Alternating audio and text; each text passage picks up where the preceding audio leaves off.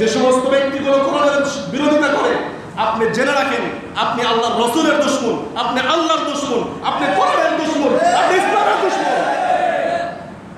এজন্য যারা এই কাজ করতেছেন সতর্ক হয়ে যান। আপনি মনে করেন না যে আমি সব থেকে দিনে বড় দায়ী হয়ে গেছি, আমি সব থেকে বড় দিন বুঝে ফেলছি। আপনি কি মনে করছেন? আপনি অনেক কিছু বুঝে গেছেন, কোরআন আপনি পড়ে ফেলছেন, কোরআনের তাফসীর আপনি জেনে ফেলছেন, হাদিস আপনি জেনে ফেলছেন। আজকে ইমামের পিছনে, ইমামের কাছে তারা কোরআনের তাফসীর বসবে, আপনি তাদের ব্রেন ওয়াশ করেন, তাদেরকে বলেন কোরআনের তাফসীরে বসবা না।